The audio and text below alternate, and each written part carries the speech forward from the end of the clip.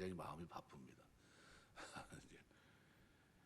오늘 18절에서 23절 단락별로 우리에게 말하고자 하는 것이 있기 때문에 세 가지 잠깐 생각하면서 은혜를 나누려고 합니다. 죄가 우리를 넘어뜨린다고 표현했을 때 죄로 인해 넘어지는 과정에서의 죄는 침투 경로가 다양합니다. 어떤 한 가지만을 조심해서 될 문제가 아니라 다양성을 가지고 있다는 겁니다. 종기가 생겼다가 나오면서 발생하게 된 문둥병에 대한 규례인데, 위생 상태가 좋지 못했던 고대 사회에서 문둥병은 다양한 경로를 통해서 감염될 수 있었습니다. 종기가 생겼던 것을 통해서도 감염되고, 대인 상처를 통해서도 감염되고, 머리털이나 수염이 나는 피부에 약한 것을 통해서도 감염됩니다. 그래서 24절, 29절, 30절 다 그런 내용을 담고 있습니다. 그러니까 다양한 경로가 있다는 거예요. 죄다 싶은 거는 그래서 피하는 수밖에 없습니다. 멀리하고. 그러니까 이스라엘 백성들은 문둥병에 걸리지 않기 위해서 해야 될 일이 있는데 뭐냐 하면 청결입니다. 요즘 우리가 오미크론 또 뭐 그것 때문에 많은 어려움을 겪고 2년 반 이렇게 세월을 이렇게 보내고 있는데 상상하지 못했던 그런 시간을 지금 보내고 있는데요. 늘 얘기하는 게 뭡니까? 손을 깨끗이 씻으라는 겁니다. 계속. 이 구약에서부터 어떤 일을 할 때 손발을 씻어야 되는데 손을 씻지도 않고 그걸로 먹고 뭐 그러니까 문제가 되겠죠. 이게 항상 청결을 유지하고 신체 어느 한 부분도 나병균에 감염되지 않도록 최선을 다했어야 됩니다. 영적 문둥병인 죄의 침투 경로도 이와 같습니다. 다양하다는 겁니다.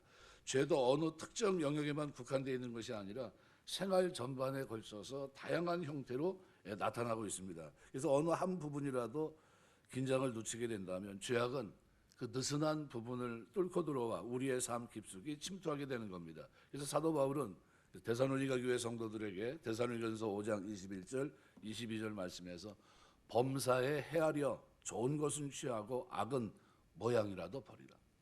모든 일에 범사에 헤아려 보라는 겁니다. 생각해 보라는 거예요. 그리고 좋은 것이라면 취해야 되겠지만 악한 것은 어떻게? 악은 모양이라도 버리라. 왜냐하면 이것 때문에 내가 하나님 앞에 죄를 지을 수 있기 때문입니다. 삶의 전 영역에서 철저하게 죄악을 경계하는 삶을 가르쳤던 겁니다. 그럼 우리는 어떻습니까? 우리도 마찬가지예요. 삶의 영역에서 나에게 조금 영향을 줄 만한 것이 있으면 어떻게 철저히 차단해야 됩니다. 우리가 모든 영역에서 철저하게 성결한 삶을 살아가지 않는 한 언제든지 어떠한 영역에서든지 우리 안에 침투하고 우리를 넘어뜨릴 수 있습니다. 우리 삼손이 그렇게 살아가다 결국은 넘어졌어요.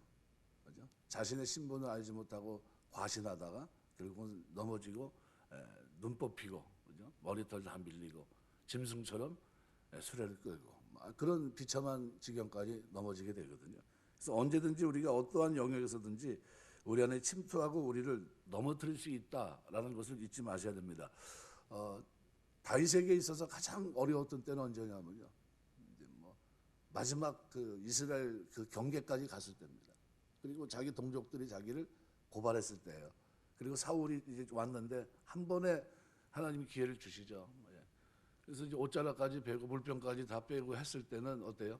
이제는 거기 있었어야 되거든요. 왜냐면 갈 때 무슨 생각을 가졌냐면 사울이 이제 네가 내 목숨을 2번이나 구해줬으니까 내가 너를 해하지 않겠다. 이러고 갔는데 그러면 그 후의 장면은 어떻게 해요? 그 말을 믿든지 하나님이 그래도 내 바운더리 안에 이 가나안 땅 하나님 주신 그 영역 속에 있었어야 됩니다. 그런데 그러지 않고 어떻게 해요? 가드 사람 아기스에로 이렇게 넘어가거든요. 그리고 죽을 뻔합니다. 거기 있었어야 되는데 삶의 영역에서 벗어나면서 실패를 합니다. 이거 너무 힘들다. 아무리 하나님 기름 부음 받은 자라 할지라도 왜요? 기름 부음 받은 자로서 해야 될 일이 있었거든요. 그런데 그 일을 그만두고 어떻게 해요? 자신의 유익을 위해서 어떻게 해요? 넘어가는 거. 아기스에게 몸을 의탁하고 용병을 구하고 있는 그때 자기와 함께 했던 용사들 400명을 데리고 간다는 것은 대단한 도움이 될 수 있는 거거든요. 근데 그것 자체가 어떻게 보면 다 죽을 뻔한 겁니다. 큰일 날 뻔했죠. 근데 그 중에도 하나님이 그를 건져주시고 그래서 구사일생합니다. 구사일생. 그래가지고 그 테두리 안으로 다시 들어가지 않습니까? 이런 장면입니다. 이게 우리가 이것이 깊이 생각해 보라는 것은 내가 누구냐는 거죠. 정체성. 그리고 내가 어떻게 살아가야 되느냐라는 겁니다. 그래서 우리 그리스도인들은 하나님께서 정한 그 길을 걸어가는 동안 거룩이라고 하는 이 모토를 가지고 살고 있다. 그래서 늘 우리가 내 삶에 언제든지 내가 하나님 말씀에서 벗어나게 하는 이 죄악은 내가 멀리하겠다. 이런 결심을 가지고 살 수 있는 여러분 되시길 주의 이름으로 축원합니다. 그래서 모든 영역에서 철저하게 성결한 삶을 살지 않는 한 언젠가는 어떠한 영역에서든지 우리 안에 침투해서 우리를 넘어뜨릴 만한 여지는 여전히 있다. 그래서 성도는 항상 깨어 경성하고 죄악에 대한 경계심을 늦추지 말아야 됩니다. 우리 삶의 어떤 영역에서도 죄악이 틈타지 못하도록 철저하게 경계하는 삶을 살아야 됩니다. 베드로전서 5장 8절 근신하라 깨어라 너희 대적 마귀가 우는 사자같이 두루다니며 삼키차를 찾는다. 어느 교회 부목사가 설교를 하다가 요즘 맥주는 음료수입니다 라고 이제 설교를 했어요. 그래가지고 담임 목사가 설교 끝나고 당회장실을 불러가지고 앉혀놓고 그랬다고 그래. 야, 맥주가 음료수냐? 맥주가 술이야 음료수야? 야단 제대로 맞았다 그러더니 그거를 성도들에게 뭐라고 얘기합니까? 맥주는 음료수다. 그러면 들은 사람 맥주는 음료수구나. 뭘 만들어주는 겁니까? 여지를 만들어주는 거예요. 죄를 지을 수 있는 여지. 이게 그러면 안 되는 거죠. 맥주는 술입니다. 맥주는 술이에요. 마셔야 됩니까? 안 마셔야 됩니까? 만약 뭐 자기 스스로 신앙 안에서 절제해야죠. 마시지 말아야죠. 만일 병이 있어서 마셔야 된다 그러면 그죠? 주무시기 전에 그죠? 병을 위해서 병의 치료를 위해서 약간의 그 정도는 마실 수 있겠지만 그게 아닌 이상은 절대로 입을 대지 않는 게 좋습니다. 왜요? 그걸로 인해서 죄를 질 수 있고 그걸로 인해서 술 취함으로 하나님 영광을 가릴 수 있기 때문입니다. 두 번째로 24절부터 28절에 보시면은 마음의 상처를 통한 사단의 역사도 경계해야 됩니다. 우리 지옥에 간 사람들이 가장 많은 죄가 그거라죠. 섭섭한 죄. 뭐 이렇게 섭섭한 일이 많은지. 왜? 그러니까 저 사람이 나한테 이러면 안 되는데 그래가지고 마음의 상처가 돼서 그것 때문에 어떻게 해요? 그것 때문에 자꾸 관계가 안 좋아지는 겁니다. 우리가 어떤 일을 할 때 절대 섭섭해하지 않게 되시길 주의 이름으로 축원합니다. 우리가 화상을 입었는데 된 곳에 문둥병 증상이 발할 경우에 문둥병 여부를 진단하는 법을 제시합니다. 화상과 문둥병 판별법을 말씀하시는데 화상 자체가 문둥병과 직접적인 상관은 없지만 몸속에 잠복해 있던 문둥병 병이 화상으로 상처를 통해 밖으로 표출될 수 있기 때문입니다. 이러한 문둥병 균이 침투 경로는 죄가 사람의 마음을 통해서도 침투하고 그 영향력을 발휘하게 됨을 상징적으로 나타내 주는 겁니다. 그러니까 이 성도는 다른 사람에게 마음의 상처를 받았거나 갑작스러운 재난으로 인해 마음의 상황이 됐을 때 죄가 침투하지 못하도록 더욱 영적으로 긴장하고 속히 그 마음의 상처를 치유받아야 됩니다. 이거 무릇 지킬 만한 것보다 더욱 내 마음을 지켜라. 생명의 근원이 위에서 말미암느니라. 하나님의 말씀으로 마음밭이 어떻게 해요? 잘 읽어져 있어야 됩니다. 조금만 문제가 돼도 넘어지면 안 돼요. 그것 때문에 상처받아도 안 되고. 그래서 사단은 언제나 성도의 마음에 상처를 내고 죄가 기생할 틈을 노립니다. 그러니까 사단이 성도에 대한 공격은 인간관계 속에서도 나타나긴 하겠지만 여러 가지 환경적인 요소를 통해서도 나타납니다. 성도가 다른 사람들을 미워하고 하나님 앞에 죄를 범하는 경우는 대부분 먼저 다른 사람에게 상처를 입고 나온 그에 대한 반응으로 나타나기 때문입니다. 스데반 같은 사람들은 억울해서 죽을 수 없겠네요. 눈을 감을 수가 없고. 그런데 죽는 사람의 순교를 당하는 그 사람의 환한 모습이 성경에 기록되어 있습니다. 돌에 맞아 죽는데요. 옆에서 누가 지키고 있고. 그런데 그는 누굴 봅니까? 예수님을 바라보고 있거든요. 만약 미움을 얘기한다면 그죠? 그렇지 않습니다. 그리스도의 사랑이 우리 마음 가운데 부음바 되었기 때문에요. 우리 성도는 절대 미워하는 이 생각, 그죠?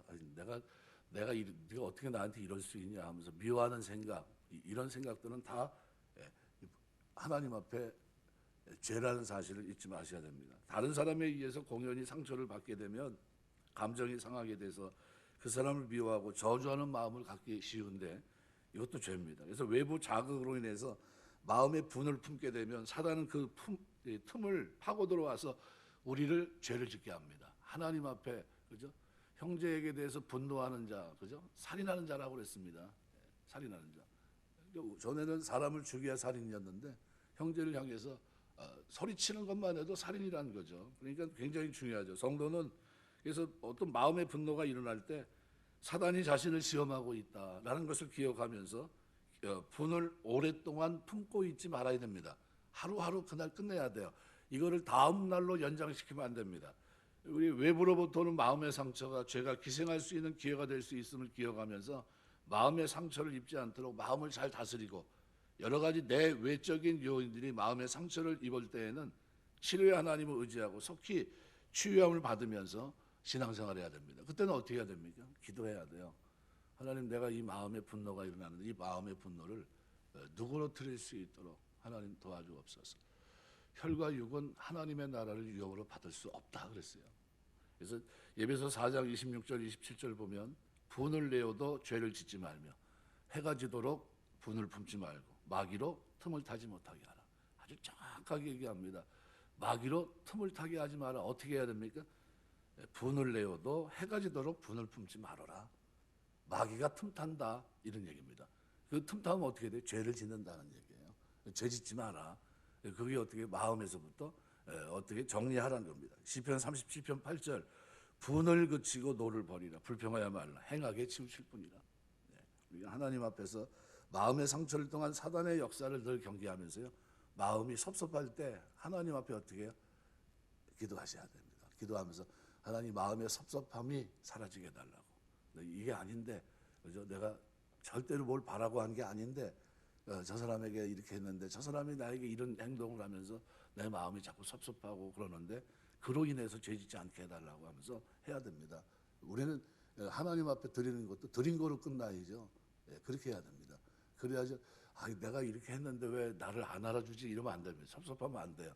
하나님 앞에 드린 거로 끝나는 겁니다. 받으시고 하나님이 받으신 대로 복 주실 줄 믿습니다. 이렇게 생각하셔야 돼요. 절대 조심하셔야 됩니다.